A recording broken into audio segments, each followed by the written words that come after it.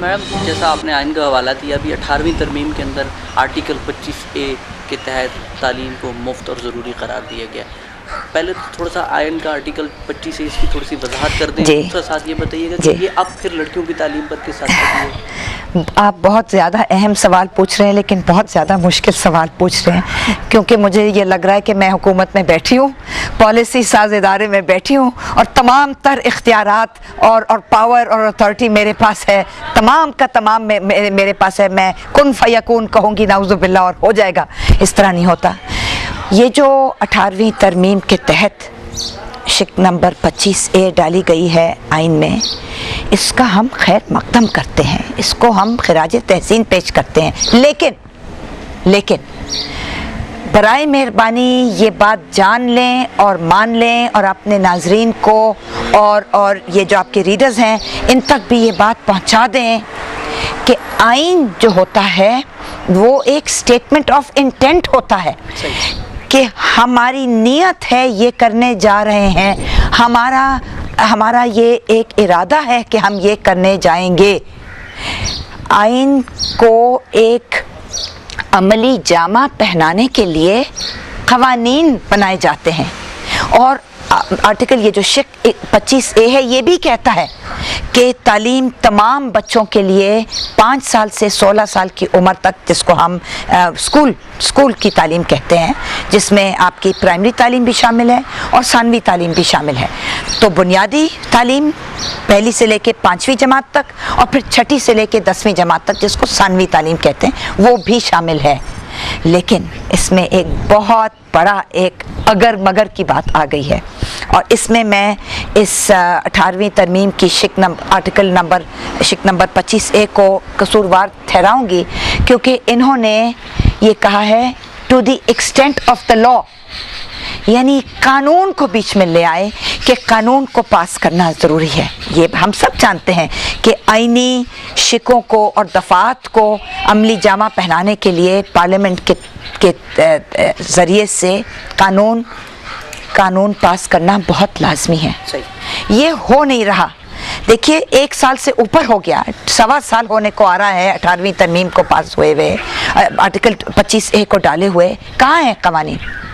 एक पंजाब ने compulsory education का एक कानून पास किया था, लेकिन वो तो 18वीं तरमीम से पहले पास कर दिया था। मुझे बताइए कि बाकी सूबों में क्या हुआ, फाटा में क्या है, गिलगित बल्तिस्तान में हुआ कि नहीं हुआ। तो पूरे पाकिस्तान को देखना है, सिर्फ एक पंजाब की बात नहीं करनी, हालांकि वहाँ 60% से ज़्यादा आबादी रहती है पाकिस्तान की।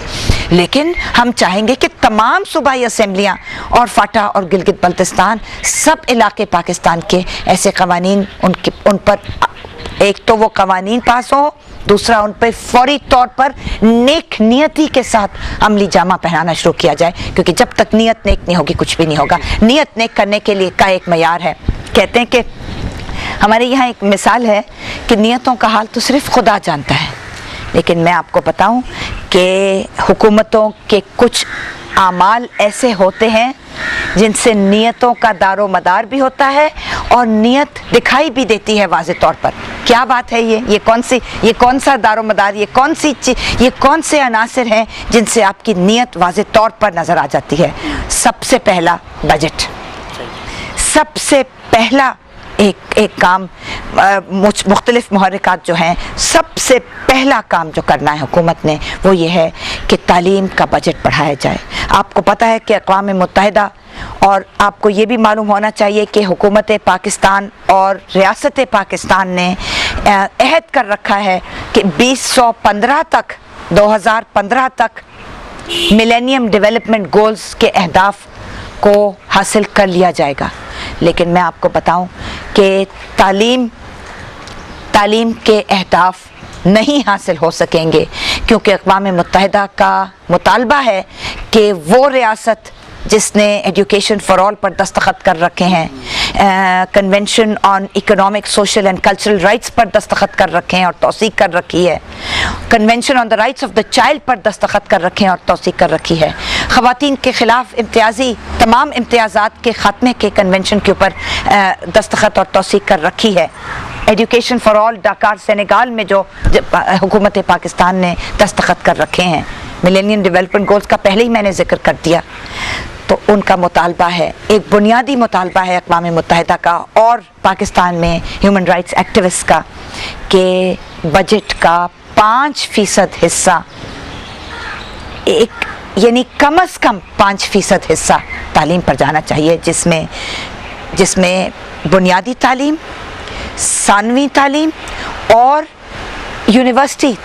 टर्शरी हायर एजुकेशन जिसको कहते हैं, जिसको टर्शरी एजुकेशन कहते हैं, तीसरे दर्जे की तालीम जिसको कहते हैं, उसके लिए सबको अगर शामिल कर लिया जाए तो 5% बजट का हिस्सा ना आज तक कभी हमारी वफाकी हुकूमत ने, ना कभी आज तक कभी किसी भी सूबाई हुकूमत ने दिया, बल्कि इस साल, ये जो साल अभी रवां है और 1 जुलाई को जाके ख़त्म हो जाएगा, 30 जून को जो ख़त्म हो जाएगा, 2011 में जो माली साल ख़त्म हो जाएगा, आपको मालूम है कि इस साल के लिए 2% से कम मुख्तस किया गया था। लेकिन मुख्तस करना एक चीज़ होती है, एलोकेशन या मार्किंग एक चीज़ होती है, एलोकेशन एक और चीज़ होती है, और असल में देना, फराहम करना, वजारत तालीम और सूबाई महकमा तालीम को फराहम करना वो कुछ और चीज़ होती है, वो उससे भी कम था। और आपको मालूम है कि इस साल 5 बिलियन रुपए कम कर दिए गए सूबाई वफाकी बजट से, और मैं समझती हूँ कोई इसी तरह कोई 4 बिलियन कम कर दिए गए सूबाई बजटों से, तो 9 बिलियन रुपए कम हो गए बजाय इसके कि बढ़ाकर 5% कर दिया। यहीं से हम बात कर रहे थे गर्ल्स एजुकेशन पे, हुकूमत अपने सारे लवाजमात पूरे कर देती है, बजट एलोकेट हो जाता है, यूनिवर्सिटीज़ कॉलेज स्कूल बन जाते हैं, फिर भी एक जो पेरेंट्स हैं अगर वो अपनी बच्ची को स्कूल नहीं भेजते due to custom, due to tradition और व्हाटसोएवर, क्या कानून क्या कहता है? बहुत शुक्रिया, ये आपने बहुत ज़्यादा एक सीरियस नौयत का सवाल पूछा है और जिसका कोई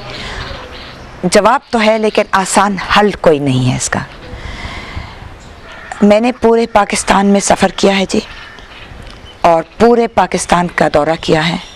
और काम किया है देही इलाकों में, पूरे पाकिस्तान के तमाम देही इलाकों में, इंक्लूडिंग फाटा और गिलगित बल्तिस्तान, बलोचिस्तान, खैबर पख्तूनख्वा, सिंध के देही इलाकों में, पंजाब